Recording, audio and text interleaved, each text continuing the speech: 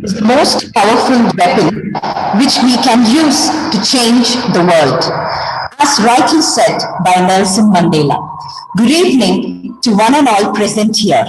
We are proud to have with us Dr. Gururaj Karchigi, who is the Chairman, Academy of Creative Teaching, a pioneer in providing modern education. Every student's experience is unique, and every new experience is an opportunity for challenges, learning, and growth. Let's believe that things will go right with each challenge accomplished, no matter how small. The students' competence and confidence will grow. They will expand their views, they will learn to lead, they will learn new things. Our challenge is to guide them without pushing them. Prayer is an expansion of total faith in the power within and around us. God knows our needs, limitations, and problems. He fulfills our desires. If we call upon Him and acknowledge Him, now I request Vidhi of grade 9 to invoke the blessings of Goddess Saraswati through a prayer song.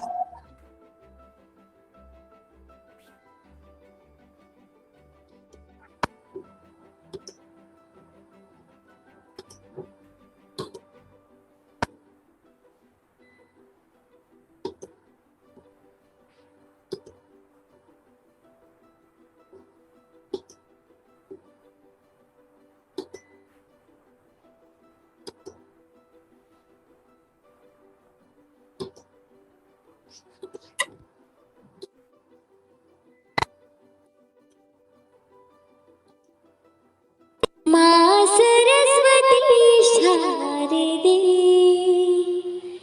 माँ सरस्वती शारदे, पूर्ण ज्ञान उदधि से, पूर्ण अज्ञान उदधि से, वीणा पानी तार दे, तार दे, तार दे, माँ सरस्वती शारदे, माँ सरस्वती शारदे।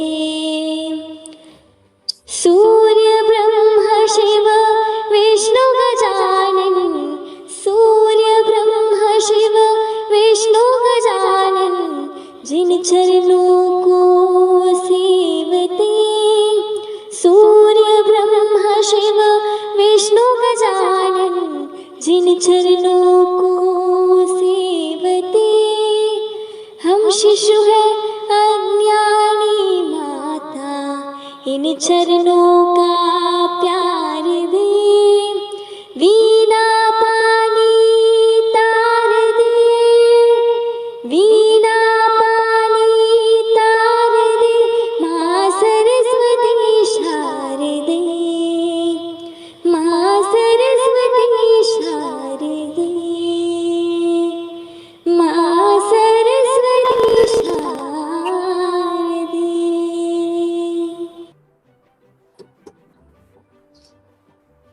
Thank you, Vidhi.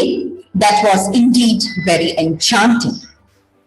If you light a lamp for someone else, it will also brighten your path. I request our principal, Mrs. Nirmala Kumari, and our pre-primary and primary in charge, Mrs. Lata Sridhar, to light the lamp of knowledge.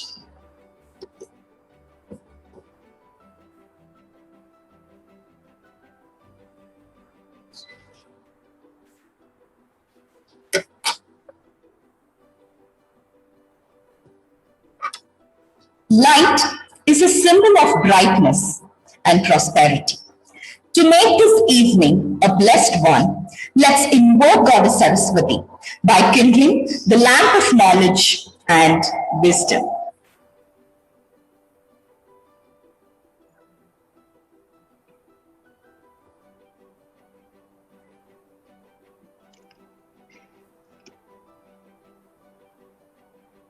Thank you, ma'am.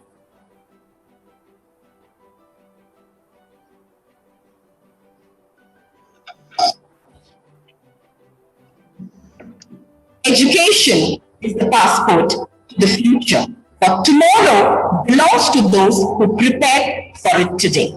I request our beloved principal, Mrs. Nirmala Kumari, to address the audience and welcome the gathering. Happy evening and a warm welcome to one and all present here. I'm greatly privileged to welcome our management members, Shri S. Narayan Raju, our secretary, Shri M.P. Siddharth Raju, our treasurer, academic coordinator, Srimati Meenakshi V, pre-primary and lower primary in charge,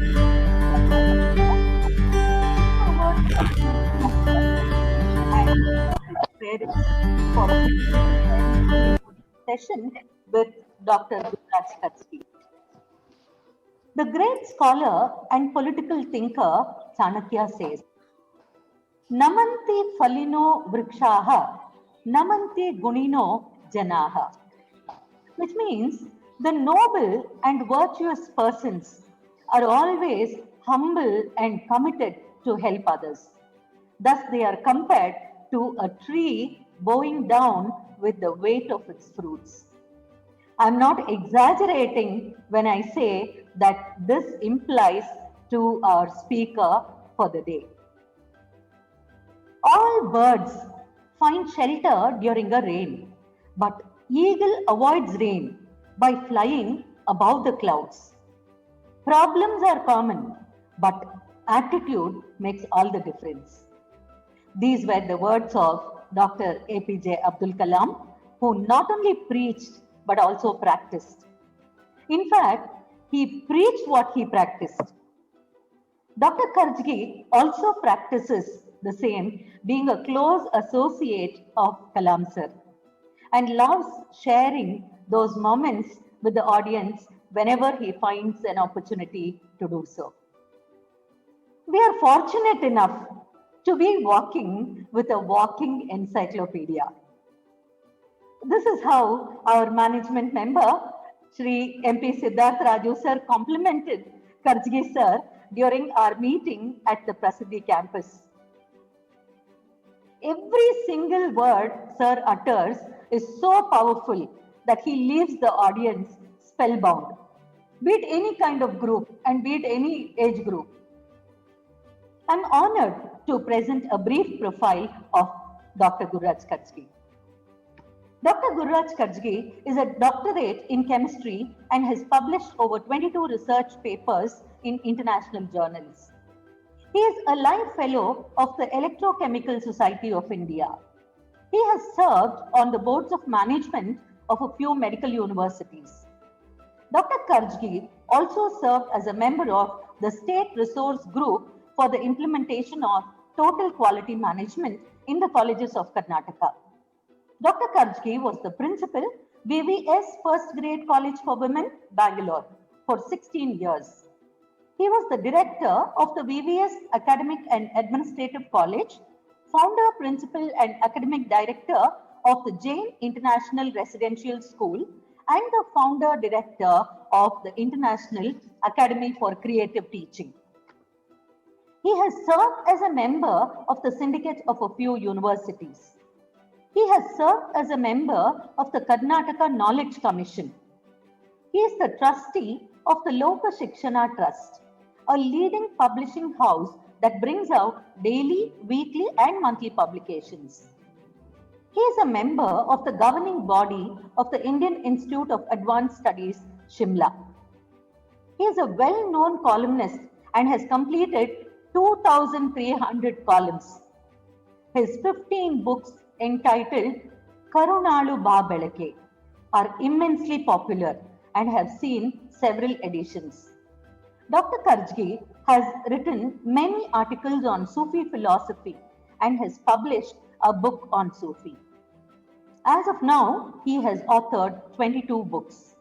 He has edited many books, including Shikshana Shilpa, a huge collection of articles on education brought out by the JSS Mahavidyapita, Mysore. He has published over 100 articles on all aspects of education in national and international journals. He is also known for his daily spiritual discourses on a bilingual TV channel, Sri Shankara, with over 500 programs on Dasa Sahitya and Vachana Sahitya.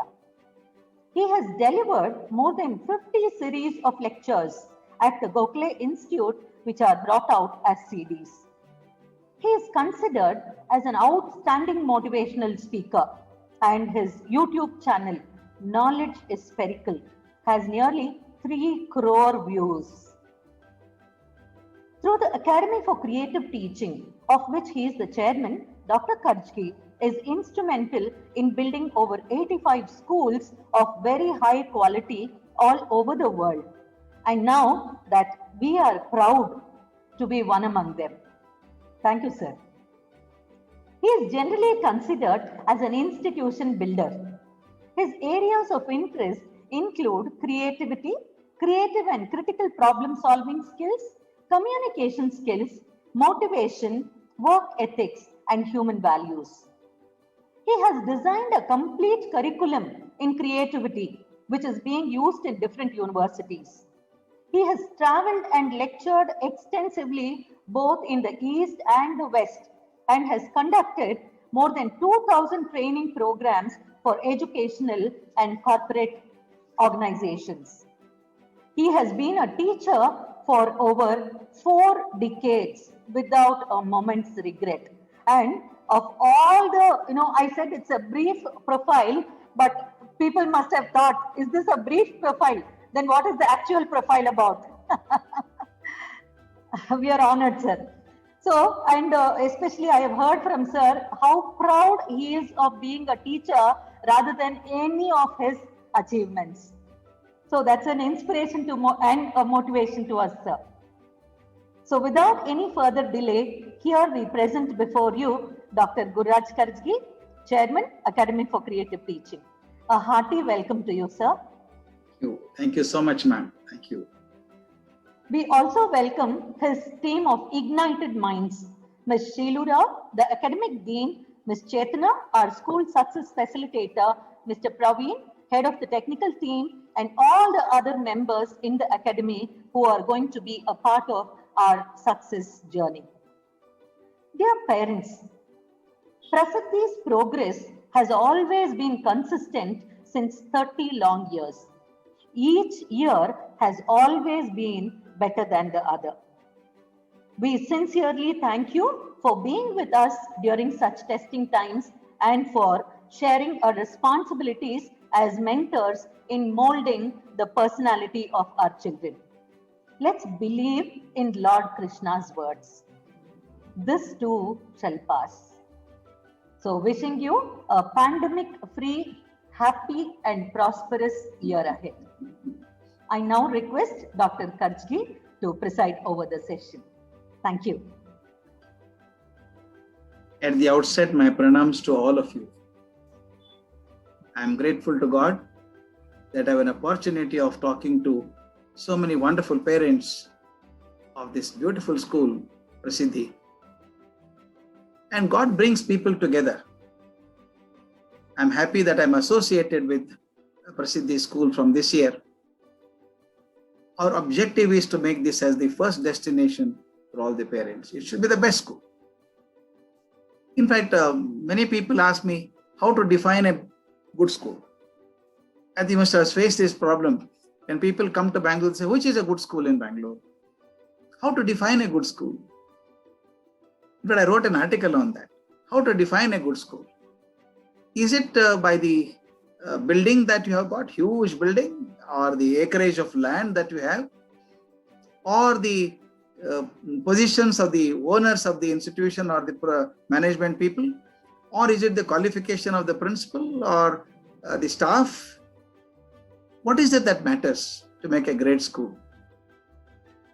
I wrote a small thing. You go to the school and security guard says, "Can I help you?" And you go inside, you find the receptionist there. She smiles at you and says, "Can I do something for you, sir?" You go into the principal room, she smiles and says, "What can I do for you?" It's a good school, admit the child. Happy people create good institutions. If people are not happy, in spite of the brilliance they have got, they cannot build a great institution. When I went to Prasiddhi recently to see the school, I went twice, I think. I was delighted. The environment is so beautiful, really beautiful.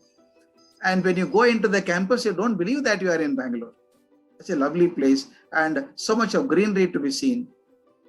There's one part. One part is the infrastructure and the ambience and all that. Second one that matters most is the academic content of the school. Academic content is more important. In fact, I was telling Principal Ma'am when I went there, and I was telling Shri Siddharth Raju and also Shri Narayan Raju sir. Rabindranath Tagore mentioned, a creative teacher can make the class beautiful under the shade of a tree. An uncreative teacher can make the children sleep in the air-conditioned classrooms. It is the ambience, okay, but the quality of teaching is very important. And who is another person most important to the learning process of the child? Is the parents. In fact, we say parents and teachers are the only two class of people who become role models without their permission and knowledge. No child ever asked the mother or the father, "Will he be my role model?" But he picked up him as a role model. Same thing happens to teachers also. I think when you think of your student career in the schools and colleges, you still remember some of your teachers. And you meet them, you go and touch their feet and say, "Sir, if I'm something today, it's because of you." They became role models. They never knew that they were role models. So the two types of people who extremely make an importance in the life of a child are the parents and the teachers together. Only when they join hands together, learning becomes effective. Today, I'm supposed to talk on a beautiful topic called as art of parenting. I have drawn the program like this. I'll speak for about 35 to 40 minutes and stop at that. Then you can have questions from you or suggestions from you. Anything can be all right. I start with a small presentation. I come prepared with a presentation.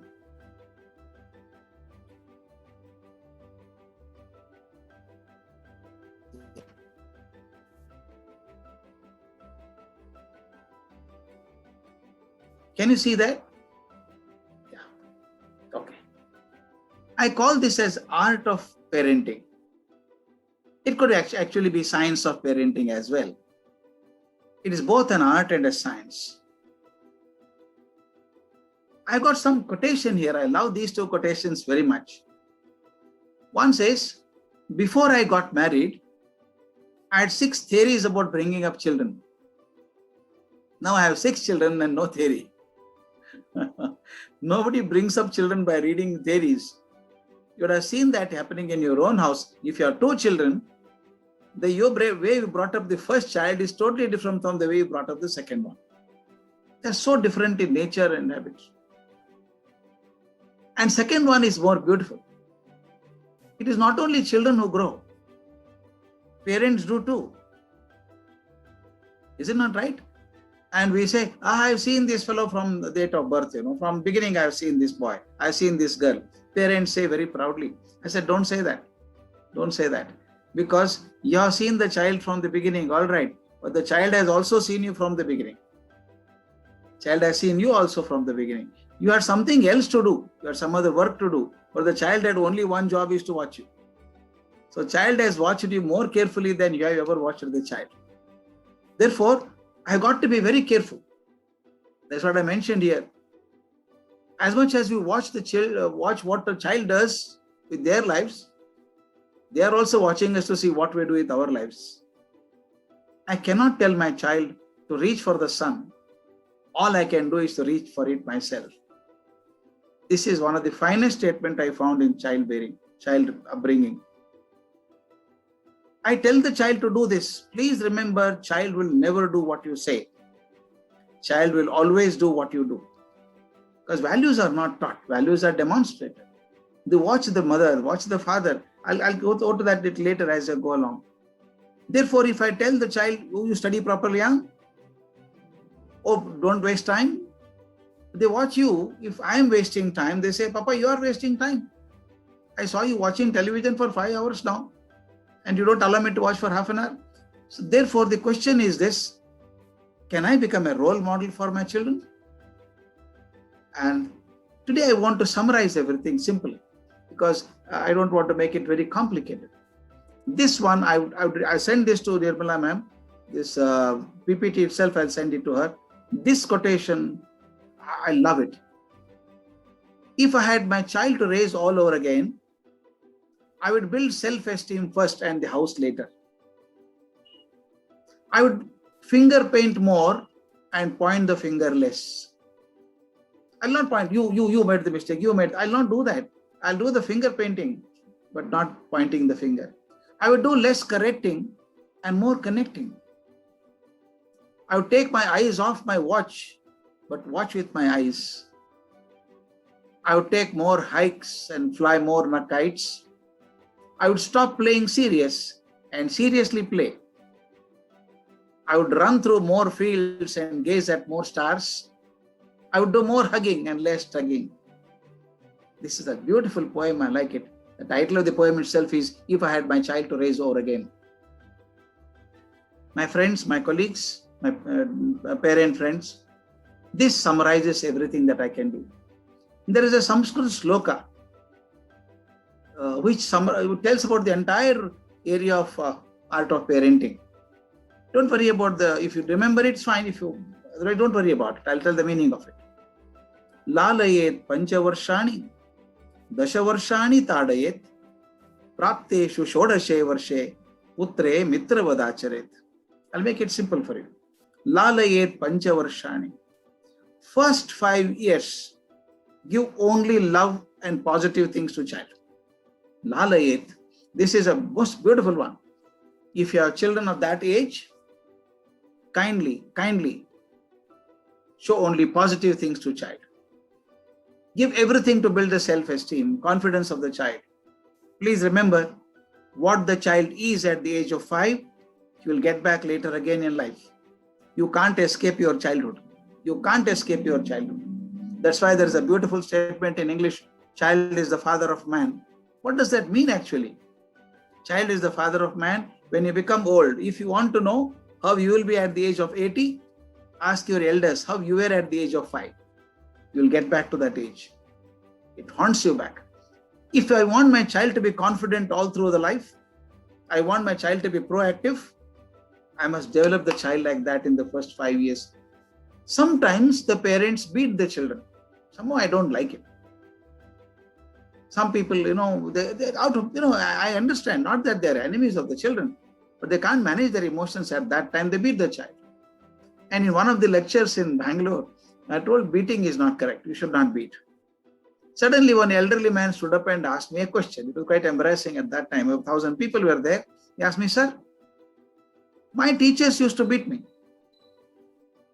My father used to beat me blue. But I don't disrespect him. I know that he made me what I am today. Is it wrong, sir, the teacher beat and my father beat me? I told him they are great people. I honor them. But they would have been greater if they had taught you without beating. They would have been greater. Why? I gave a reason as to why a child should not be beaten. I'll give an example. Imagine you are traveling by horse carriage, a jhatka. You want to go fast. You want to go quickly. What do? There are 2 parts in the jhatka. One is the horse, other is the carriage. Which one do you beat? By beating the carriage, it doesn't go fast. You have to beat the horse only. Am I right? When you want to go faster, you beat the horse. Imagine, same situation at home, child refuses to study. There are 2 parts in the child. One is the body, other is the mind. Which one is refusing to read? Body is sitting there only. It is the mind which is refusing to read. But why are you beating the body? If the mind is refusing to read, beat the mind. But the problem with us is we don't know how to beat the mind, therefore we beat the body. It's unfair. If you want the horse carriage to go faster, you should beat the cart. If you beat the cart, it will not go faster. Why I am saying this is, it is our weakness. It's our weakness. I tell you, there's nothing that cannot be changed by love. If you can't change by love, we beat. And I would say it is my failure. It is my failure. Because I don't know how to change the child by love. There are options, hundreds of options are there. Beating is one final Ras Brahmastra that you have. Do you know what happens after that? I'll beat you, I'll give you one. Saying is okay. But once you beat the child, you say, this is beating, beat, no problem. Once the fear of beating is also gone, your Brahmastra is gone. There's nothing left with you. What are you going to do afterwards? So therefore, I would suggest there are different ways of managing children today. I'll take step by step. How many parents are there? There are so many parenting styles are there. Today I discuss briefly 3 styles. We call parenting styles. There are of course as many styles as the number of parents. But they are broadly classified into 3 areas. First is called over-possessive parents. Oh my God, they are so possessive. And this is true with unitary families now. Earlier we had joint family. Somehow I don't like the word joint at all. You see a stainless steel drum, where does it leak? It joins only at the joints only. It leaks only at the joints. Somehow joint is not a word. Beautiful family we had, coexisting together. Brothers, uncles, all together. At least about 10, 15 children would be there in the house. And we never went to parents to solve our problems. Some senior boy or the girl solved our problem. We knew how to live together. Today, in the unitary family, family means father, mother, 2 children. Parents are out of the frame. The grandparents are out of the frame. Only father, mother and 2 children. Do you know what is happening now? Who is the loser in that? The child is the loser. Child is the loser. The wisdom of the grandparent they are not getting. And interesting, when the children are born and the grandparents are at home, there is a beautiful camaraderie between the child and the grandparents, not so much with the parents. Parents are lost in the art of survival, but grandparents have so much time to spend with the child. But today in unitary families, for various reasons, what is happening in unitary family? You have got a single child syndrome now. 1 child or maximum 2 children. Children are put under the microscope. Both father and mother watch the child and do everything for them. Today we have slightly more disposable income. Therefore, we want to give the child with a vengeance. I'm using the word carefully. I have seen parents saying, I could not get all this when I was a child, sir. I want to give it to my son. Remember what is happening in most of the houses. You are perhaps very good parents, but watch carefully. In your house, you have enough toys to manage a nursery school for the child. We go out and bring some thing. So many toys are there in the house. And how many dresses the child has? Every time you go, bring one, and child will not be able to wear it more than 3 times because he grows beyond that. Do you know what is the result of that? A lot of research has gone on about this. What happens to child? When you give anything to the child without asking, without child feeling the necessity of it. Today we bring so many toys, and child doesn't feel bad about losing one. He says, I want new one, I want new one. The old one is thrown out. You don't know what to do with the old ones. This is happening because child is getting things without the need for it. I remember when I was a child, I wanted a tennis ball. I chased my father for 4 months. And finally, when I got one, I used it till the end. It can't be used beyond that. Because I knew the value of that. Today, children do not realize the value of the toys and the dress because they have got more than required. They don't even know. They don't even know there are so many dresses. You know what is going to happen with this? When the children grow up, they start thinking that everything will come to them on a platter. But life is not so. Your child is your child, but is a competitor to the outside world. There is competition outside. When child does not get what she wants or he wants, he feels desperate, totally depressed. And I've done so much of research work with Nimans and all that. They say all the children of 10th standard and 12th standard, why they get depressed so quickly? Today children are depressed more easily. I'd never heard of depression when we were young. It's because things are available without asking. Therefore, they think opportunity in life also come like that. Everything will come to me without asking. It is not so. Life is tough. But we prepare them for a cocooned family, cocooned life. Everything is taken care of. Father, mother take care of them. I have seen mothers feeding the child at the age of 6 and 7. I feel pathetic. When I was coming by train, I saw a young couple, both doctors only, sitting in front of me in the opposite berth. Both of them were feeding the child. Feeding the child in the mouth. I felt very bad. I said, child is 6-year-old. Can she not eat on her own? No, sir. We always feel that we should feed. Then I said, at 18, what do you do? She'll come and sit before you. Appa, feed me. Amma, feed me. Will you do that? First of all, child should learn to be independent. There is a pleasure in helping the child. There is a great joy in doing things for the child. But you should also know, by doing all things for the child, you are making the child dependent on you. They start crying for small things. Too much of concern and care are not all right. I'll not give many examples. I have so many examples of that. We do give a chance for the child to experiment and explore. Many parents, no, you don't do that. They carry the child, even a 5-year-old, and then I should see if the children are coming by walk to the school. It's a wonderful sight to see. The mother carrying the bag, water bottle, tiffin carrier, and the fellow walking like a Napoleon Bonaparte behind her. Why? Can't he not carry one weight? Teach him to be independent. The moment you start becoming over-possessive, you are giving a cocoon for him. That's what I saw. Velvet glows. I call it velvet glows. Velvet glows are soft and good, but they do not give you the required strength. This is one category of parents. The second category of parents, I'm sure none of you are that. Otherwise, you would not be here for the orientation program at all. Indifferent. They don't bother about it. There's nothing they can do about it. They say, I have paid the fees and went to a good school, but the teacher and the child, what do I know? I don't know anything. They don't know how to manage the child, or they don't have time to do it. I would request you with folded hands. You make assets for the children. Don't make assets for the children. Make children assets. They become worthy of it. Give them all values. They take care of life. If I earn millions and give it to them, if they don't prepare them, the billions will disappear in 5 years.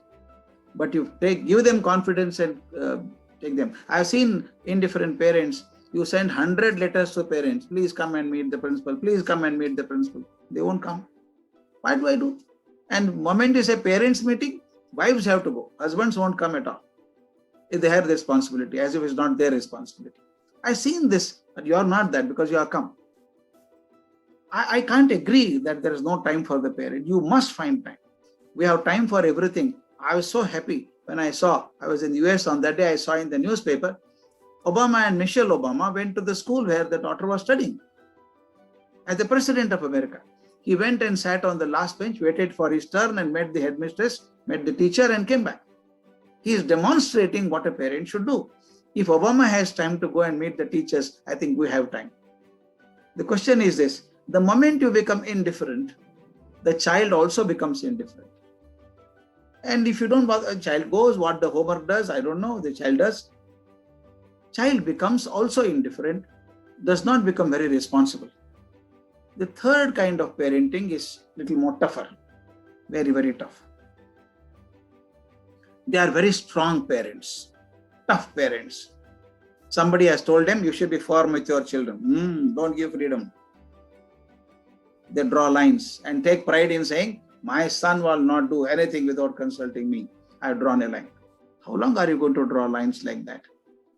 This is iron hand. Iron hand hurts. When I was guiding students for PhD, one fellow came to me from Mumbai, brilliant fellow, a distinction and all that, wanted to do research in chemistry. After 8 days, he came to me once and said, sir, shall I take 20 ml alcohol? I said, why? For experiments. Experiment, you can take it, no problem. Again came after 5 minutes and said, sir, can I add salicylaldehyde? I do it. Can I filter it, sir? Can I heat it? Every 5 minutes should come and ask me. I said, this boy has a problem. I said, come here. You have finished your MSc. You read English. Then why are you asking me every time? I given you the procedure. I simply asked, sir. He had a habit of asking for every step. One day he came to me, can I go home early, sir? I said, go. It is not a school. Any problem? No, sir. My mother is free, no? I have to go home, sir. Sir, if your mother is free, why do you go home? No, sir. I have to purchase shirts, sir. My mother has to select shirt for me, sir. I don't know how to select shirts. 27-year-old fellow can't choose a shirt. I said, why? Sir, I don't know good color, sir. I said, idiot, you have come to do PhD in chemistry and can't understand color. No, not that, sir. I understand color, sir. But my mother only chooses shirt for me, sir. Look at it. He's 27-year-old doing PhD. He doesn't know how to choose a shirt because they are not allowed to do that. And I went to the house. I just wanted to see how the family is. I went to the house and then imagine the lovely thing. The door was almost closed, not completely closed. If it's closed, I can ring the bell. If it's open, I can see what is happening. Suddenly, I just tried to open the door and there's a booming voice from inside. Yes, come in. I walked into the house. Suddenly, there was a man sitting there on a 3-seater sofa. It almost occupied the entire space. And again, he said, yes, come in. I went inside. He shouted, Sudhakar. And before he could say R, Sudhakar was there. He said, Namaste, sir. Please come, sir. I'm so happy you have come, sir. And pointed to a chair. Please sit down, sir. I kept one step in that direction. Again, the man shouted, Kirti. Who is Kirti? His sister. She came and said, Namaste, sir. I'm so happy. Same dialogue. Please, sir. Please sit down, sir. I said, okay. I just kept one more step. Again, he shouted, Janaki. Who is Janaki? The Sudhakar's mother. She came. She said, Namaste, sir. I'm so happy you came, sir. Please sit down, sir. Same dialogue. And as I was sitting, again he shouted, Janaki. Hare Baba, one Janaki has come. Where is the second Janaki? When I said Janaki second time, she went inside. That means the message was clear. Rehearsal was so pakka. When I say Janaki first time, enter. Second Janaki, exit. Till then you can't move. Now I understand why Sudhakar was like that. He was given direction at every step. Don't do that, don't do that, don't do that. They can never be leaders. Every time somebody says do something, they'll turn back and see, ask my father's opinion. Therefore, overpowering parents do not allow the child to expand and grow. Therefore, it's called iron hand. First one is a velvet glove. Second is iron hand. Both are bad. What is the best way now? You should have an iron hand in a velvet glove. You should have the stability of the iron hand, but the softness of the velvet glove. Therefore, this is more important. Today I have a small video for you. Watch carefully.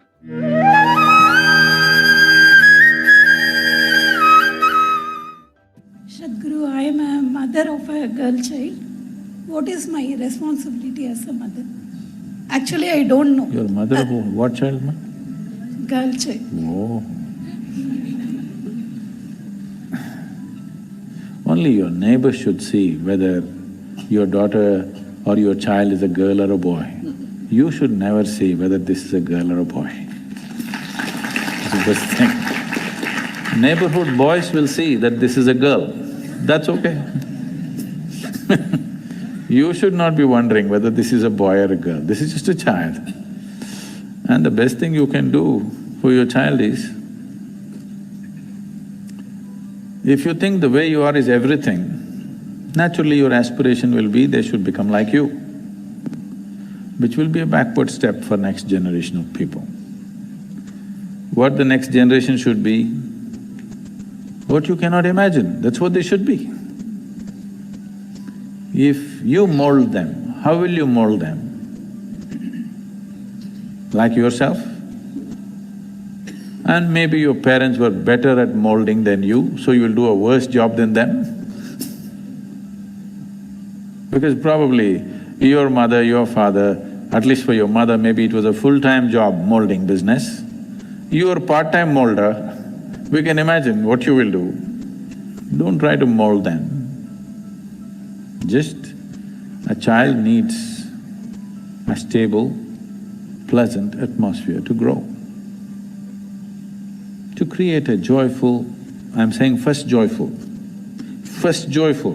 then loving, do you understand? Otherwise this just bloody sappy love without any joy and bliss around it will make people miserable for a period of time. First joyful atmosphere, if you're capable of holding it, then you can add little bit of your love to it. Children will need your love and attention till they're 5, 6, 7. After that, they want to distance themselves, they want to become their own thing. And it's fine. Your only business is to keep them in a very joyful and loving incubator. Of course, there'll be somebody else on the street who'll be trying to do something else with them. Those influences are always there, you should not protect them entirely from those things because someday they have to get out. But your business is not to mold them. One thing your child should not become is, they should not become like you. They should become something more than what you are, isn't it? Your idea of something more is they must earn more than you, they must have a bigger car, bigger house. This is unfortunate. If you are this joyful, they should become more joyful than you. If you're this intelligent, they should become more intelligent than you. If you're this balanced, they must be far more balanced than you, yes? If your life is this rich, their life must be much richer. Richness not… the richness of your child's life or your life for that matter should never be a contribution from what you have. What you have gathered should never enhance your life. Please get this for yourself and your child. Who you are is who you are. What you have is to what extent is useful to us, we'll have those things, everything. Whatever we can use and enjoy, we will have. But never try to enhance your life, never try to enhance who you are by what you wear, by where you live, what you own. These things should be useful. You use them to the limit, no problem. But they should not enhance who you are. Who you are should happen from within you.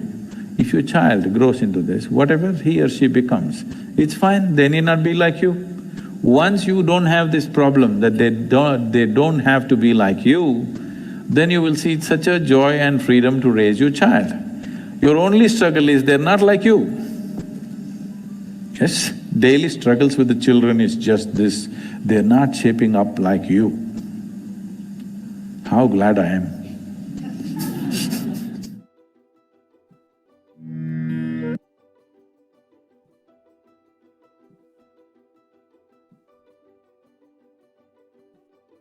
Lovely message.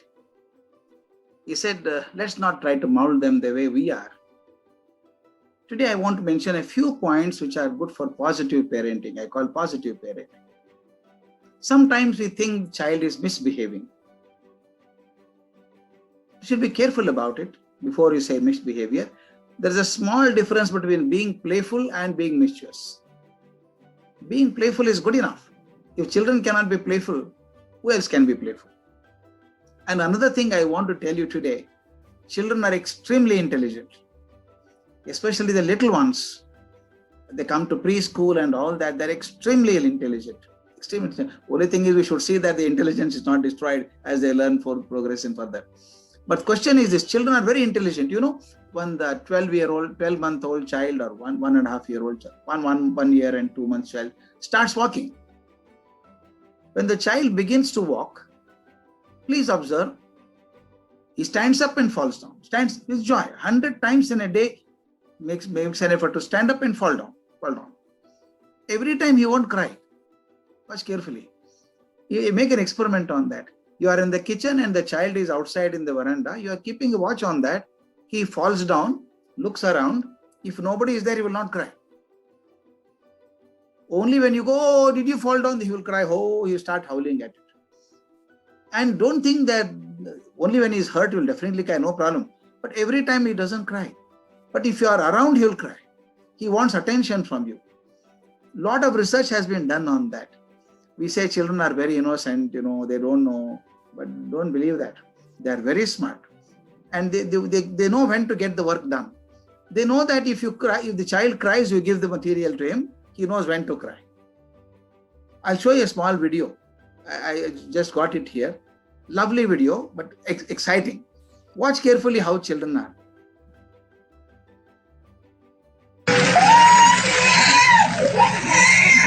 Crying, howling, rolling on the floor. Mother did not feel. He came here. Mother came inside. He stopped crying. Let's see what he does now.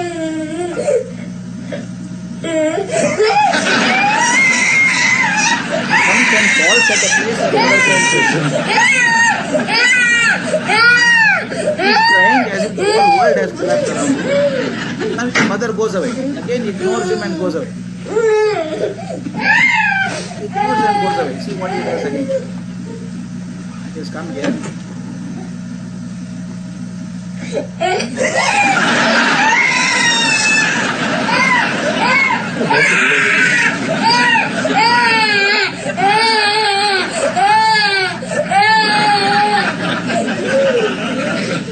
Again she went. You wanted to test whether he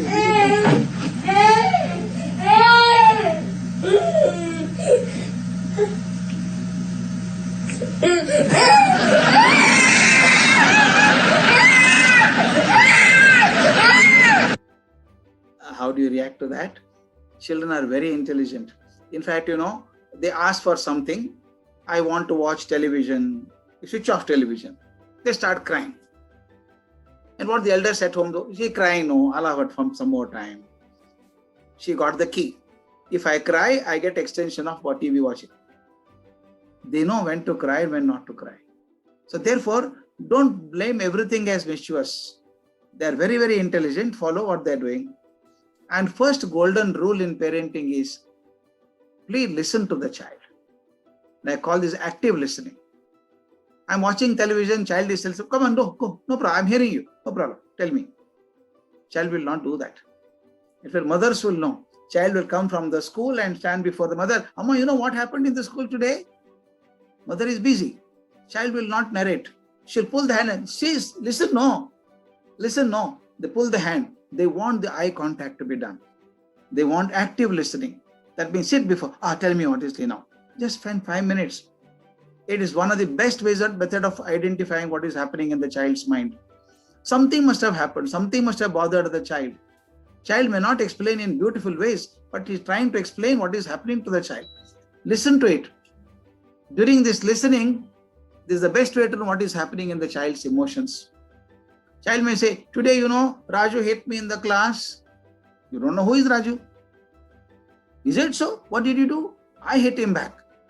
What are you trying to do that? The child says, how do you monitor it? Child is becoming aggressive. If it happens regularly, you should have some method of solving it out. I'll mention some methods later on, how to manage it. But listen to the child carefully. Again he started, go now, go and tell your mother. It doesn't help. Listen for some time. And children are so smart. If you don't listen to them 3 times and 4 times, they'll not come back to you. They will not tell you anything. And then later on you start complaining, my son doesn't tell me what is happening in this. How can he tell you? When he came to tell you, you're not willing to listen. Therefore, please make it a point to listen to child. Or you ask yourself, what happened to the school today? Tell me now. Oh, fine, very nice. Child feels that somebody is listening. Does it not happen to you in conversation? If the people sitting in front of you keep on talking and listening to someone else, you don't feel like talking. The children are very sensitive. Best is listening to what the child is saying. And this is very important, golden rule 2. Handle the children's emotions very carefully. I start with small children and progress further. Children, I have seen many children start crying. Parents don't know, why is she crying? I don't know. Every time she cries, oh my goodness, crying all the time. And some children are very aggressive. They beat somebody else, they pinch somebody else. It's very common. Why are the children like that? There is a small solution, my friends. I want to share it with you. When I was in Oxford this time, I got some video from there. They have done a remarkable work, I should say. They call it as labeling of emotions. Labeling of emotions. What do you mean by labeling emotions? Child is crying. They say, oh, you are sad now. You are crying. You are sad. You are crying. The child laughs. Oh, you are happy. Therefore, you are laughing. You associate, label the emotions. How does it help?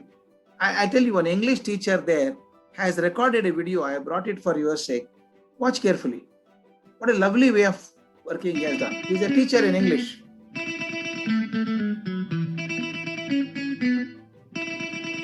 I'm happy, I'm happy, I'm happy, I'm very happy, I'm happy, I'm happy, I'm happy, I'm very happy. How are you? How are you? How are you today? I'm sad, I'm sad, I'm sad. I'm very sad, I'm sad, I'm sad, I'm sad, I'm very sad. How are you? How are you? How are you today? I'm angry, I'm angry, I'm angry, I'm very angry, I'm angry, I'm angry. I'm angry, I'm very angry. How are you? How are you? How are you today? He has done it for all emotions like this. They play it in the class. When child listens to this, when the child is sad, crying, suddenly she remembers, how do I look when I'm crying? The moment she says, I'm sad now, therefore I'm crying. Oh, I'm smiling, therefore I'm happy. The moment the child starts thinking, I'm happy now, I'm angry now, I'm sad now, suddenly these images come, and the beautiful research work they have done. We have two minds with us. One is called emotional mind, other is the rational mind.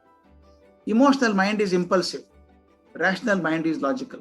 The moment is, I'm sad now, therefore I'm crying. The moment you say I'm sad now, you go back from emotional mind to the rational mind. The managing of emotions become very easy when you label the emotions. To tell the child, oh, you are crying now, therefore you are sad, you are sad, you are sad. They have done a lot of work on that. If I know how to manage the emotions of the children, label it, slowly the child tantrums they do. They cry because they want attention from you. They break something else to drive your attention. That will also stop. This is more important. Please communicate with the child as much as possible. Keep talking. Always say something positive about the child. Please don't say negative. I told you about Lalayet Panchavarshani. First 5 years, give only love and affection and positive things. Please do, if you can, read a small story for the child every day. Tell a story for the child every day. All positive stories. After 5 years, what should we do? Lalayet Panchavarshani. The second stage is Dashavarshani Tadayet. Tadayet in Sanskrit means to beat. Not that you should beat the child. Discipline the child. When you put a sapling on the ground, we do two things. One is give a small stick to the tree and also put a fence around it. These two are very meaningful things. That's true with human beings also. We give a stick to the plant and also put a fence. Stick because we want it to grow straight. If you don't give the stick, it goes bent, the branches will come on the road and KEB people will cut it. We blame them. Oh, they are cutting the tree. If it had gone straight, they would not have cut it. Why did it go the other way? Because nobody supported it in the beginning. And if you don't give the protective shelter, the stray cattle will eat it. That means when a child is growing up, I must give him the positive value, reinforce positive values, talk to him, communicate with him, all positive things. And also please see that negative influences are covered up. They don't come up with the child. Communicate as much as possible. This is most important. If you forget everything I mentioned, it's okay, but this one you should not forget. This is called have a family time. All of us are busy, but you should find some time called family time. It could be morning house is like a hostel, people go different times, at least after dinner in the evening. Can't you find 15 minutes time? All of you sit together in one place. Otherwise, we are scattered in different rooms. Like a hostel, that's all. Each one of us condemned to our rooms, and sometimes you come and watch television and go. Now today technology is Every house, every room has a television. You don't have to go for television outside also. Please, for 15-20 minutes, find time. All of you sit at one place and talk. What do we talk? But TV should be off. Not most of us sit down and watch the serials. I always tell the mothers, you have sacrificed so much for your children. Sacrifice 2 serials also, nothing wrong. Sit with them. All of you sit together. This lesson taught to me by Masti Venkatesh Iyengar, a great scholar in Kannada. I loved him and he had a lot of love for me. In fact, he came to my house and named my second son. I knew him very intimately. Masti asked me, do you read something? I said, yes, sir, I'm a teacher, I read. Not for you, he said. For the family, do you read something? No, sir. Do something. I'm telling you exactly what I did. I'm doing it for the last 47 years without missing. Every time I'm got of Bangalore, I can't help it. When I'm Bangalore, I always do it. Read something nice. I like Kumar Vyasa Bharata, Mahabharata written by Kumar Vyasa in Kannada. My parents would sit there, myself, my wife and 2 children would sit together. I would read one canto of Kumar Vyasa Bharata. The moment I start Shri Vanite Yarasane, Vimala Raji, Vapitana Pitane, my parents will also start singing, my children also start singing. Today my sons, both of them are in very high positions in life. Both of them still remember the verses of Kumar Vyasa Bharata. I said, thank God, Kumar Vyasa survived one more generation. I talk about not only Kumar Vyasa Bharata. Then I started reading Kuvempu's Ramayana Darshanam, Mankuti Manakagga, smart stories. It was so beautiful. Even today, when my son went to England to study, he tell me, Appa, I'm missing Kagga now. And in record in my voice about 100-150 verses of the Mankuti Manakagga and sent it to him. He remembers all of them by heart even now. I said, DVG survived another 2 generations now. The reason is that we always blame the children do not have culture. But who should give the culture? Your parents gave you culture, therefore you have some trace of it. If I don't give it to my son or child, how will he learn? The family time is talking about it. When you talk about your job, your wife talks about what happened in her office or in the kitchen. Children tell what happened in the school. All of us share together. Please believe me, my friends, the emotional walls we have built between us disappear. We have built walls around it. Child says, you have seen that happening. If child wants something from the father, he will not ask the father. He will tell the mother, Amma, get it from the father. Why? You build walls between us. Talk to them casually. This is a priority time. And then before you go to bed, I know you have got some God, you pray some God. All of you pray together. This is one most important thing, because there's a beautiful statement which says, the family that prays together stays together. The family that prays together stays together. Kindly have a prayer. Sing together. We have been doing it even now. My neighbor, one day, I was sitting in my mother's place because she was not well at that time. The neighbor came and said, sir, you did not sing the prayer yesterday. I said, I did it.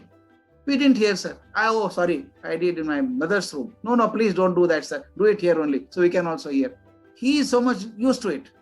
The reason is this. I always say, if you pray something nice and go to bed, you get nice dreams. If you see the police diary and go and sleep, you get only police situations in the dream. Best thing is fix a convenient time. This has helped me tremendously to demolishing walls between us. Make family together. This family time is a priority time. This another one, avoid dual parenting. Dual parenting means father says something, mother says exactly the opposite. There is a fight. And the son becomes an umpire, looks at both of them. That doesn't help. If both of them give different messages, the child is lost. He doesn't know whether to follow the father or whether to follow what the mother says. And some children become very good politicians. They tell father what he wants, tell mother what she wants, and get benefit from both of them. And we are responsible for it. I always tell them, if there's difference of opinion between the husband and wife, go into a room, thoroughly fight. But when you come out, come with one opinion. Come out with one opinion. Therefore, child should know, if mother says something, father will also say the same thing. This is most important. Supposing it happens, mother says something you don't want. Please don't say anything at that time, except what she says. And then after that, both of you sit together and decide what is the right way. But don't disagree in front of the child. It's not called dual pain, called double bite. We call double bite. Child doesn't know what to do. And in fact, we are not giving a right message to the child. This is very crucial. You know how to manage your emotions before controlling the child's emotions. I have got a film for you, my friends. This is one of the oldest films. This is 1952 film. And even today rated in psychology as the best film on bringing up children. How to bring up children. Watch it. We want to monitor the children's emotions. But how do we manage our emotions?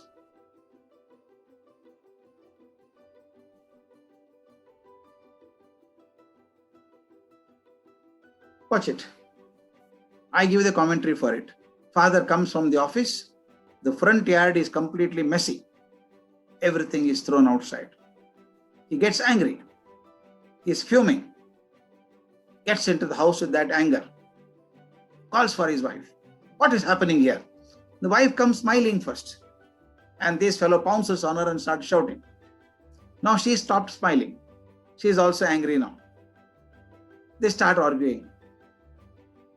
Now his anger is passed on to the wife. Say, your son has done it. Call him. The son comes there. He comes smiling first. And mother shouts at him. Now he is also angry. Says, go now. Set it right. Keep all this clean. You are doing it dirty. Father says, go. Do you think the fellow will go and set it right? No. See what he does. He is also very angry. And father is watching him. Is he cleaning it? No. Now he kicks the dog on the way. Father thought for a moment. Now you see, he is not setting things right. He is still spoiling them. Now father is thinking, did I do the right thing? Instead of blaming the child, did I do the right thing? He says, maybe I made a mistake. This film is beautiful because it not only tells you a problem, but tells you how to solve it. He says, I made a mistake. What is the mistake I did? I got angry, went inside fuming. My anger was passed on to my wife. My wife's anger was passed on to the child. Child's anger was passed on to the dog. Dog's anger was passed on to the cat in the neighborhood. Emotions are transferred, simply transferred. What should the father have done? See what the father does now. Father comes and says, hey fellow, come here. Instead of saying, you clean it, he says, we'll do it together. This is the beauty one. Instead of saying, you do it, he says, come on, we'll do it together. Big ones, I'll take it. Small ones, you help me. See how beautifully the work goes on. The big ones, the father takes it. The small ones, the child takes. They remove it. In 5 minutes time, you see the whole front yard is clean, absolutely clean. And then what is the benefit of all this? You find father and son becoming great friends, It's all clean now. This could have been done before. So therefore, moment I go home angry, shout at somebody, remember, anger is a contagious disease. It passes on to others. So therefore, if I can manage my emotions, I can do that. And the last word, parents are the custodians of values. And I mentioned, values are not taught, values are demonstrated. Father comes home and tells the child, don't tell lies, don't tell lies. Son says, yes, Papa, yes, Papa. Father is watching the television and then the phone rings, mobile rings. He doesn't want to take the phone, tells his wife, tell him I'm not here. The child looked at the father. Just now the father said, don't tell lies. Now he's telling the lie. Not only he is telling lie, he's making my mother tell the lie. If this happens 3-4 times, the child begins to believe that telling a lie on the phone is okay. When he completes 10th standard, you get him a mobile, he misses the class and goes elsewhere. Father telephones and says, where are you, son? He covers the phone and says, Papa, special class is going on, I'll call you later. Who taught the child to tell lies? We demonstrated how to tell a lie. Therefore, I have to become a demonstrator of good values. There is no other way. And please avoid comparisons. Your child is not a status symbol. You compare, see the neighbor fellow, how does he do it? Why don't you do it? Setting models is okay. But every time putting the child down by looking at others is bad. Sometimes comparing the two children at home itself is wrong. They're two different individuals, can't compare. They need more affection, understanding. And one important thing as the child is growing up, especially when the child comes to 8th, 9th and 10th standard, tell them child is more important than the marks card. Marks card will come. Child is more important than the marks card. Sometimes the pressure, parents out of pressure, they put the pressure and say, oh, you must get 95% marks, 98% marks. Good if he gets. But why should he get 98% marks? Yeah, I agree. Higher class he has to go. But percentage is not everything in life. I have seen people who got ranks throughout their career but remained idiots ever after. I also seen people who never got ranks became successful in life. Therefore, my friends, let them not wonder, will you still love me if I don't win? My heart bleeds when I hear the news after 10th and 12th standard results. Children commit suicides. They could not get marks. This is one examination in life. There are going to be a million examinations in life. Why should one examination determine the life? I'll share a personal example and stop. It happened to my son. My first son was in 10th standard in a good school here. He was selected to play for the state. He's under 16 player, very good wicketkeeper batsman. He traveled all over the state and country for playing matches. So almost good 3 months he could not go to school. Then they have preparatory examination. He appeared for the exam, but I got the marks. I was not there at home, and he brought his marks card, showed it to his mother. And all marks were 40, 45, 46 and all that. Mother said, hey, what is this man? Your father is the principal and you are getting so poor marks. First of all, the fellow was nervous and he became more nervous. After I finished my dinner, I was reading the newspaper. I saw from the corner of my eye somebody standing there. Looked up. This fellow was standing there. What's the matter? Papa, you have to sign the progress card. There's a Brahmalipi, I had to sign the Brahmalipi. And I got the progress card. I saw that. Marks were poor. I looked up. He had tears welling up here. One harsh word from me, would start crying. I know that. I said, where is the pen, man? He went to the room and brought me the pen. I just signed. Forget it, man. You are a brilliant boy. I know because of cricket you could not do well. You will do well in the final exam. I don't bother about it. I signed and gave it. He did not go to his room with the progress card in hand and went to the kitchen directly and told his mother, Amma, Appa did not shout at me. The sparkle I saw in eyes, I can give 1 crore rupee for it. When he went to UK to study and became a topper in his batch. He sent me a mail. I preserved it even now.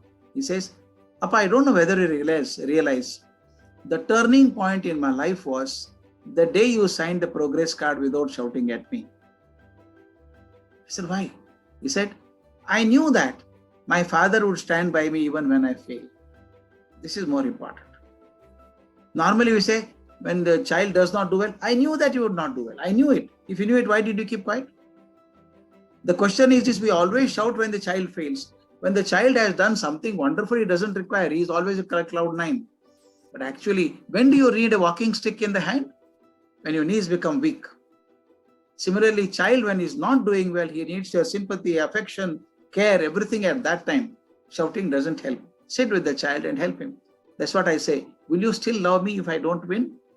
You should never ask the question. Please accept the child as he is. He may not be a genius in mathematics. And if all people in the world become mathematicians, the world is a terrible place to live. He may be good in singing. He may be good in sports. Encourage that. And we require Tendulkars, we require PV Sindhus, we require politicians, we require scientists, we require engineers, everybody. There is a place for everybody. So let us not try to mold them, as Sadhguru said, mold them the way I want him to be molded. Child, accept him as he is. He's wonderful the way he is. So parents' expectations.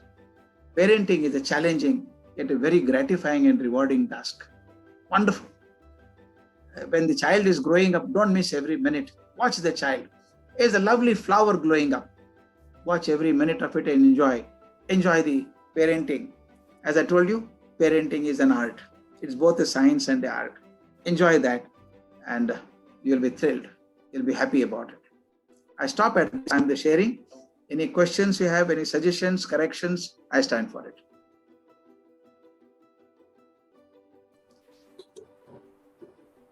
Thank you, sir. You have inspired and motivated us for a new and a positive path of parenting styles. And we assure you that we'll definitely be good listeners, active listeners to our children. And if anyone from the audience require any clarification regarding today's webinar, can please raise your hand. You will be unmuted.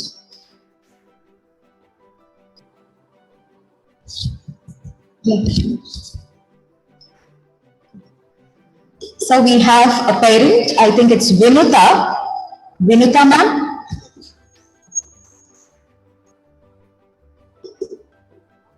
Yes.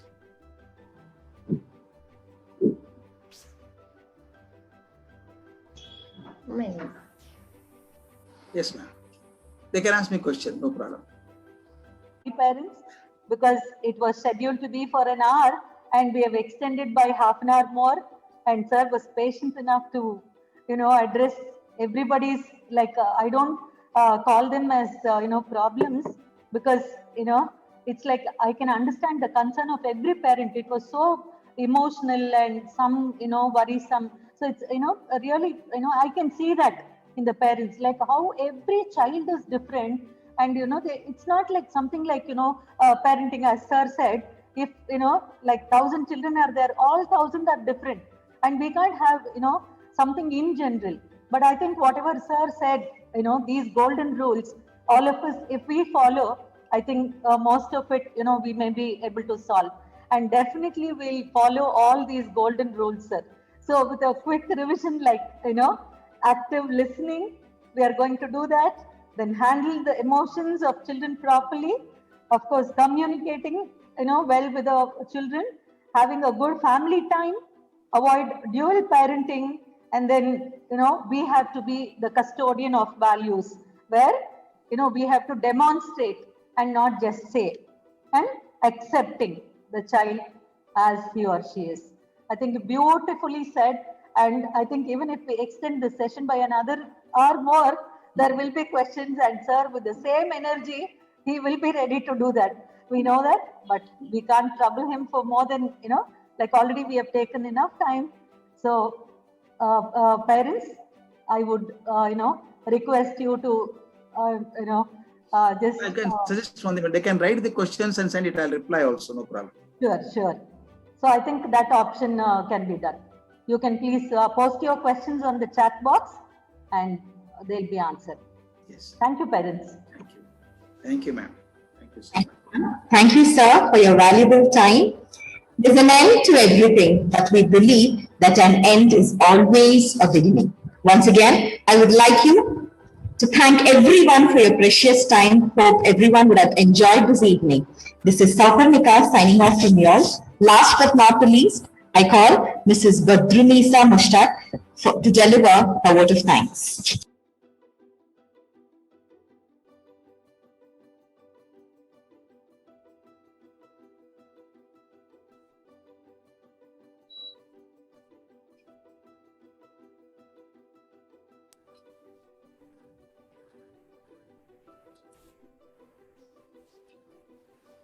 Gratitude creates a vision for tomorrow.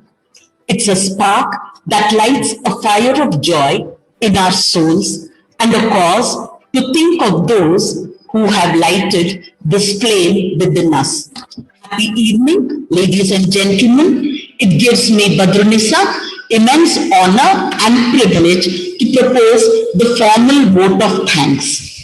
Our honorable management members, Secretary Shri Narayan Raju sir and Treasurer Shri Siddharth Raju sir, we extend our sincere gratitude for your persistent, unrelenting efforts in equipping the faculty members to meet the challenging needs. Thank you for providing a platform to enrich our professional growth and for students to cater to their special needs. I take this opportunity to thank our academic coordinator, Mrs. Meenakshi B, for guiding us and supporting us to explore the professional potentials and adapt to the distinctive characteristics of an academic environment. Planning, organizing, and execution is the daily routine of our principal, and efficient leader, Mrs. Nirmala. Thank you, ma'am, for your true spirit, dedication, and efforts. Collaborative work, inculcating team spirit are the spheres of interest of our pre-primary and primary in charge, Mrs. Lata Sridhar. Thank you, ma'am, for being helpful and resourceful. On behalf of the Prasiddhi family, I extend our heartfelt gratitude to our chief guest, Dr. Gururaj Karjagi, an eminent speaker, a dynamic, vitalizing personality, founder, director, chairman of the Academy for Creative Teaching, for being here amidst us, addressing the gathering and sharing his vast ocean of knowledge and experiences with relevant examples. Thank you, sir, for expressing your happiness for being associated with our institution, appreciating our ambience, academic content, for creating an awareness on the roles and responsibilities of teachers and parents in the life of a student, and with your inspiring words for emphasizing on positive parenting and encouraging children to choose their choice of spheres. I would like to thank Mrs. Sheelu Rao, Academic Dean, and Ms. Chetana, Success Facilitator, for being here with us on this pleasant evening. Special thanks to Mr. Praveen from the technical team and our efficient Prasiddhi faculty members. Parents, you have been a wonderful audience. Thank you for being cooperative and supportive. It's our destined end or way, but to act that each tomorrow brings us further than today. Thank you and God bless. So much. Thank you. Thank you, sir. Thank you, ma'am.